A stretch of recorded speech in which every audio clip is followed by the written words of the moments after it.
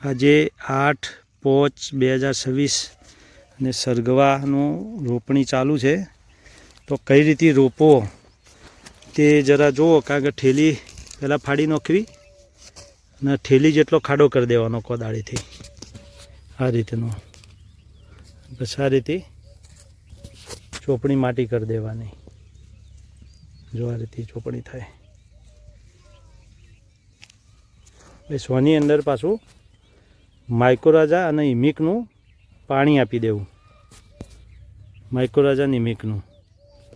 તો તમે જોઈ શકો છો કે આ રીતે રોપણી થઈ શકે છે. જો આ રોપણી ચાલુ છે.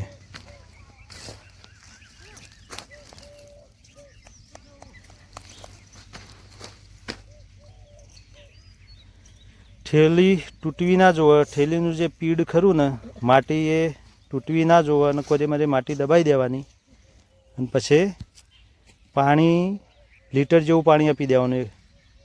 1 લીટર જેવું આ રીતે પાણી આપી દેવાનું. પાણી આપો. આ રીતે પાણી આપી દેવાનું. 1 લીટર જેટલું પાણી આપી દેવાનું. બસ આ રીતે પાણી આપતા રહેવું.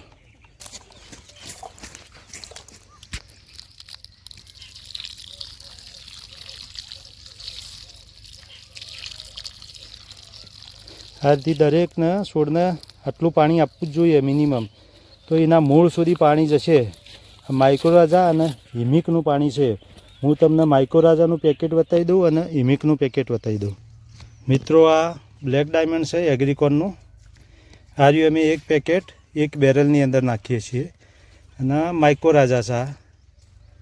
આ રહ્યું માઇક્રોરાજા. તમે જોઈ શકો છો આ માઇક્રોરાજા. આરબી હર્બલ એગ્રોનું છે. અમે આ 2 પેકેટ નાખીએ છીએ 1 બેરલની અંદર. અને આ પાણી બનાવીને અમે દરેકને 1 લીટર 1 ટૂવા આપીએ છીએ. આ રીતે ટૂવા આપશો તો એક બી છોડ ફેલ નહીં જાય અને આ રીતે આખું પાણી બ્લેક થઈ જશે.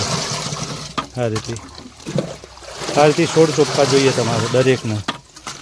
એટલે માઇક્રોરાજા સારું અને બ્લેક ડાયમંડ બી એ બી સારું. બેનું રિઝલ્ટ જોરદાર છે. તો આ રીતે દરેકે કરવું જોઈએ. જો આ છોડ ચોપ્યા છે તોય છતો જોઈ લો. મૂકી દે.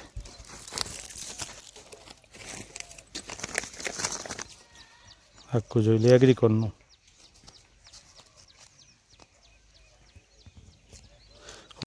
ચાલુ કરો. મિત્રો જે લોકોએ છોડ ચોપી દીધા છે અને માઇક્રોરાજા અને ઇમિક જેને આપવાનું છે, તો જે છોડ ચોપી દીધા છે એના આ રીતે હોલ પાડવા પડશે. 4-4 ઇંચના ગાળા 6-7 ઇંચ નજીક પાડવા. આટલા હા 100 હોલ પાડી દો કરે અમારે. આ રીતે 100 હોલ પાડી દેવાના. પાણીની અંદર ભરી દેવાનું. તો જેને છોડ સીધા ચોપ્યા છે ઉગી ગયા છે એ લોકોની વાત છે. તો પાણી વેડો તમે. 1 લીટર જેવું પાણી વેડવાનું. આ હોલ ભરાઈ જાય અને અસલ જે ટૂવા આપવાની પદ્ધતિ આ રહી છે. આ રીતે હોલોમાં હોલ ફૂલ ભરી દેવાના. તો પૂરું પાણી અંદર જતું રહે. આ રીતે તો તમારા જે છોડનો મૂળ છે ને એને કવર કરી દે માઇક્રોરાજા અને ઇમિક. તો બસ છોડનો ગ્રોથ સારો થાય. ટૂવા આપવાની પદ્ધતિ સાચી પદ્ધતિ આ રહી છે. પછી આપણે લોકો શું કરે કે ઈમણમ પાણી વેડી દેશે અને ટૂવા આપી દેશે. એ ઉપરથી પાણી રડી જાય એટલે એ ના સારું એમ. ઓકે.